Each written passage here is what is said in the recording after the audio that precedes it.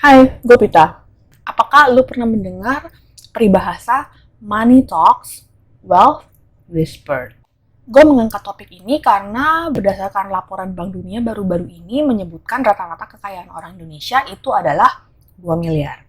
Terlepas dari seberapa akuratnya perkiraan Bank Dunia ini, gue mencoba berkaca dari pengalaman pribadi gue. Gue bekerja di bank dan kami sering mengadakan kegiatan untuk nasabah-nasabah prioritas maupun nasabah private. Nasabah private ini adalah nasabah jumbo dengan aset yang dikelola di bank nilainya minimal 1 juta atau sekitar 14 miliar. Kalau lu bertemu secara langsung dengan para nasabah priority atau private ini, lu akan melihat bahwa sebagian besar, bahkan hampir semua dari mereka adalah orang yang penampilannya sangat biasa. Mereka memakai baju model sederhana, tapi berkualitas bagus. Mereka mengendarai mobil yang tidak mentereng. Beda banget dengan gambaran orang kaya yang sering dilihat di media sosial atau TV. Mereka inilah segerintir orang yang asetnya meliputi 80% dari aset yang dikelola oleh satu bank. Mereka inilah definisi dari stealth wealth, kekayaan yang tersembunyi. Dan orang-orang ini membaur di sekitar kita tanpa kelihatan mencolok. Ada beberapa keuntungan dalam mempraktekkan stealth wealth dalam kehidupan sehari-hari. Seringkali informasi kekayaan seseorang yang tersebar secara luas akan menarik perhatian yang tidak diinginkan.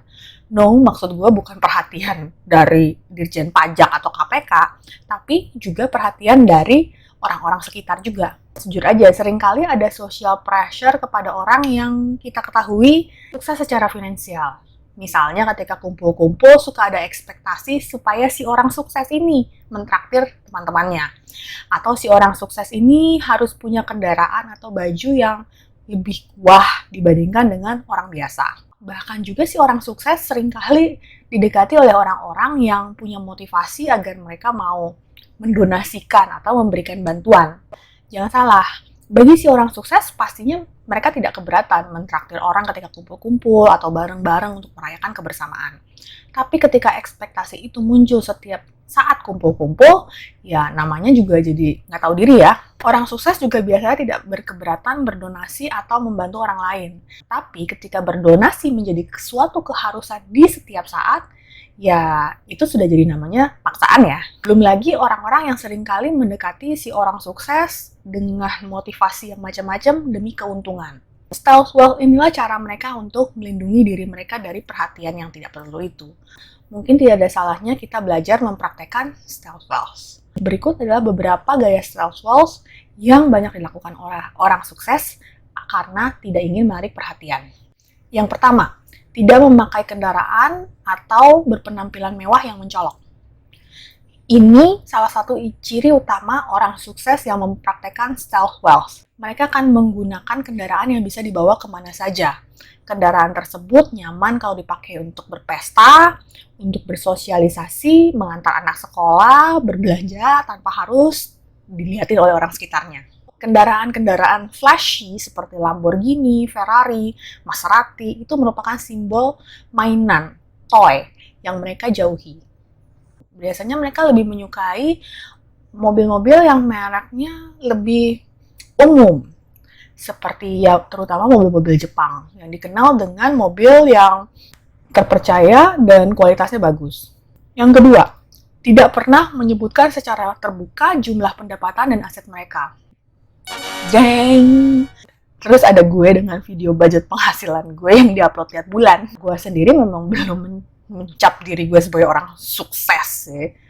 Gue berusaha untuk tidak membicarakan terlalu banyak mengenai pendapatan atau mengenai personal finance gue di kehidupan non-media sosial.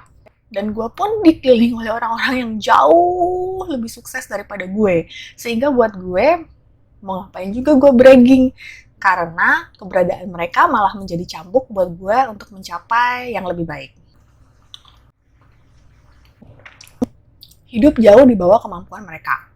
Sementara para orang sukses non-stealth wealth memamerkan kesuksesan mereka, menghabiskan sebagian besar penghasilan mereka untuk gaya hidup, para stealth wealth hidup jauh di bawah kemampuan mereka. Biaya hidup mereka mungkin hanya 10-20% dari penghasilan. Karena memang ya penghasilan mereka sangat besar. Buat mereka, hal-hal seperti mobil, liburan, kapal pesiar, dan mewah itu merupakan hal-hal mainan yang ya kalau ada bagus, kalau enggak ya nggak apa-apa. Karena mereka fokus menggunakan uang mereka untuk hal-hal yang lebih penting untuk membangun kekayaan mereka. Kalau ada hal-hal di mana mereka memutuskan untuk menghabiskan uang mereka, itu adalah area buat keluarga mereka. Seperti untuk pendidikan anak yang memberikan yang terbaik, kemudian juga untuk anak mereka yang akan menikah, mereka akan menghabiskan banyak uang untuk pernikahan anak mereka. Atau untuk berlibur pun berlibur yang dimana mereka bisa melakukannya bersama dengan satu keluarga. Yang keempat, menyebarkan kekayaan mereka dalam beberapa aset. Stealth wealth tidak akan menyimpan semua telur dalam satu keranjang. Mereka akan membagi aset mereka di beberapa instrumen investasi sehingga kelihatannya tidak mencolok. Jadi tidak ada tuh stealth wealth yang menghabiskan 50% harta mereka untuk membangun rumah yang besar luar biasa di atas gunung. Yang kelima, melakukan kebaikan atau donasi secara diam-diam.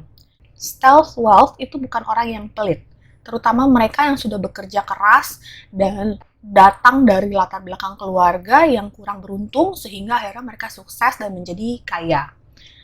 Mereka tuh bersyukur atas kekayaan yang mereka dapatkan dan ingin membantu orang lain agar bisa mencapai kesuksesan juga.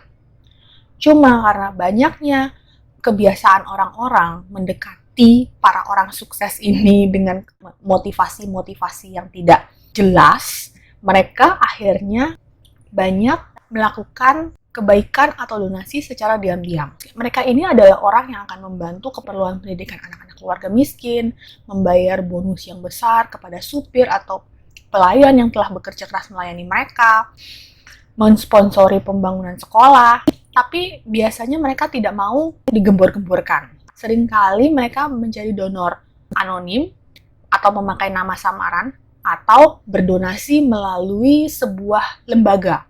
Jadi ada lembaga, mereka kasih donor uangnya itu ke lembaga tertentu, dari lembaga itu yang nama lembaga itu yang akan lebih banyak terlihat.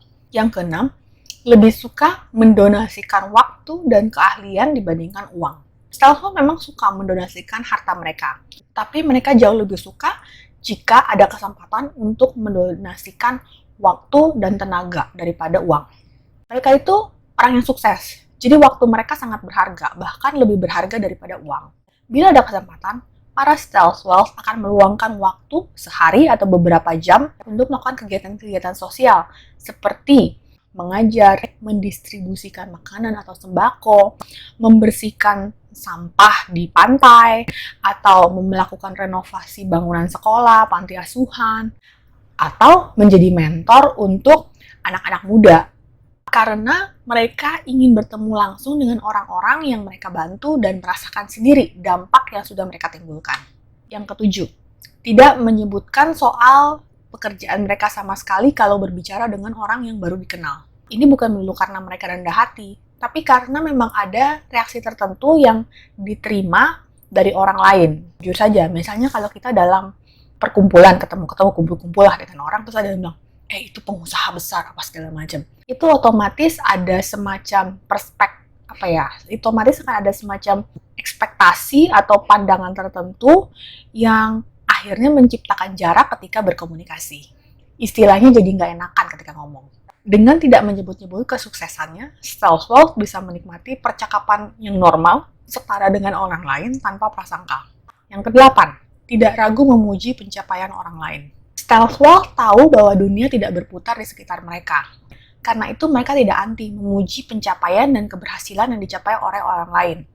Gue pernah ikut serta dalam acara jamuan pribadi seorang stealth wealth yang udah sepuh. Dan ketika kita bercakap-cakap, pertanyaannya malah berkisar tentang gue. Walaupun gue tahu betapa kaya rayanya si bapak pengusaha ini. Dia tanya tentang keluarga gue, berapa umur gue, apa pekerjaan gue. Sama sekali dia tidak memandang pekerjaan gue sebagai karyawan swasta sebagai sesuatu yang kecil. Dan dia menyemangati gue dalam mencapai tujuan gue. Demikianlah ciri stealth wealth yang gue ketahui. Dari sini, apa lu bisa mengenali para stealth wealth di sekitar lu?